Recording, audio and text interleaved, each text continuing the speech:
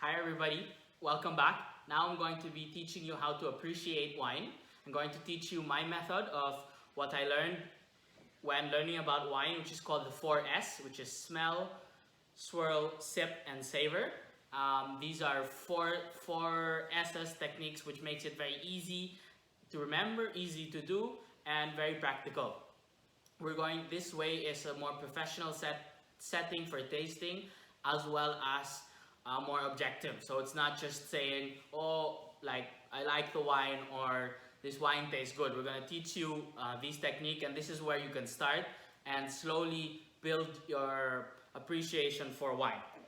So we're going to be tasting one wine today. This is our Tedeschi Valpolicella Superiore. This is a red wine, and we're going to be doing the 4S. So the first S is swirl. So swirl is basically looking at the color of the wine. Why is that important?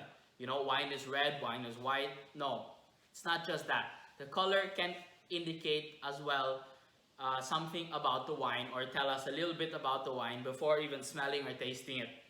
First, you want to look always that when you look into the glass, it is clear that you don't have any sediments, you don't have any pieces of cork, or you don't have any other items which is in the bottle. That's very important. If you pour a bottle out and you see stuff inside your glass, that can mean a bad condition about the wine, or the cork was damaged. So other than that, the next thing you look when you swirl is the color of the wine. So this wine is red. Each red wine has different kind of facts, but the general rule is lighter in color, that would lead to lighter in flavor, as well as white wines or rosé wines. So if you have a deep dark color in red, you can best bet that that wine is going to be very rich and very full of flavor. This one we have here is relatively light. I can practically see my fingers. And how do you know it's light is that if you tip your glass forward and you have some paper with text, if you can read that text, that's a very light wine. So examples of light wine are Pinot Noir wines. So those wines would be lighter in flavor and go well with lighter flavored foods as well. So that's basically what we want to see when we're swirling or you're looking at the glass. The next thing is that you can see sometimes after you swirl the glass, some lines that will be dripping down here. These are what you call wine legs, and these can indicate the amount of alcohol that's present in the wine. The more prominent the legs, the higher the alcohol. And the higher alcohol, well, does not really mean relation to taste. Like, you can have high alcohol wines that can be light in flavor, or low alcohol wines that can be that can have a lot of flavor as well. The next one is smelling. Smelling is very important because 80% of our taste comes from our nose, and this is why when you're sick and you can't smell anything, you can't taste anything. But what we want to do is smell basically the condition of the wine. So this is the step, is that when you're doing service right, we pour a sample of the wine to the guests so they can look at it, they can smell it, they can taste it, if there are any faults in production or any faults in the bottle. The most basic tip I can give you, if you don't really know how to smell yet, is basically, does it smell good, does it smell bad? Wine is supposed to be very pleasant. It's not supposed to have any foul odors. It's supposed to smell fruity, floral, and remind you of very pleasant things. So if you think, when you smell the glass and you think it's giving you this feeling of a very unpleasant feeling, that could be a sign of a damaged wine. Also, when you want to smell the flavors, I want you to take a deep breath, really inhale as much as possible.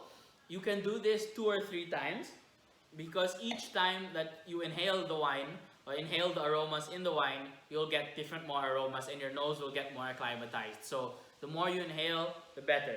But I usually don't do it more than 3 times.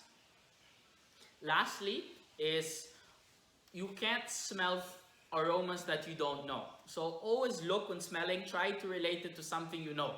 Like this wine, you know, this reminds me of a little bit of strawberries. This reminds me a little bit of freshly cut grass, red fruits and cherries as well. So look for something you know, and don't focus on things that you don't know, because if you don't know it, you really won't be able to smell it. Then we go to the third S, which is the sipping flavor. So now we get to taste the wine, and before we do that, I want to teach you how to taste wine. When we do, you swirl it. This allows the wine to aerate and express some of the aromas better. You smell it, because then again, 80% of the taste comes from your nose, and then you taste it, and you get a big sip, not a really tiny sip. I want you to get a whole mouthful and swirl it in your mouth for about 2 seconds and get it everywhere so you can get as much flavor into the mouth.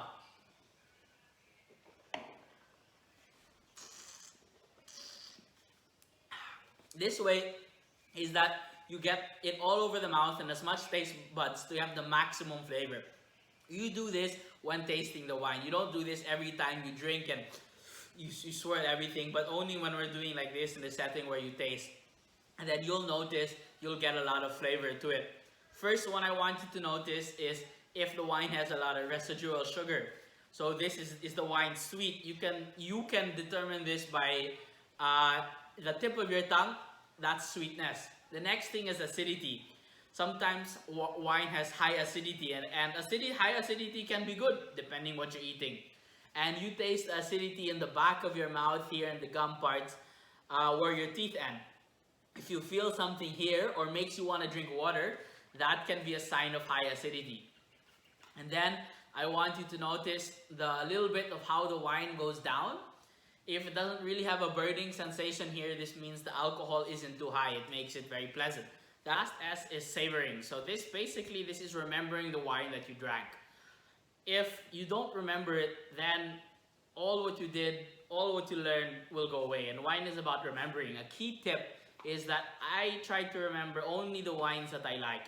Know why you like it, where it's made, who it's made from, and what it's made out of, the grapes. So you remember that so that next time you taste the wine, you can say, okay, I like this flavor, I like this style. Then you should look for wines within that flavor range and style profile. So those were the 4 S, remember? The first one is swirl, sip, smell, and savor. So these are the ones that you do with these steps in this order that you will be able to appreciate wine better and more professionally. You could always look at more references online and do more studying and take up classes to do more professional style tastings, but this is the basic one, and this will help you that every time at work you get to do a wine session or you get an opportunity to try some wine, you can do those 4 S's in the first few sips and to help you remember the wine. Hope this tutorial was helpful, and we're going to make one more, which is how to make sangria.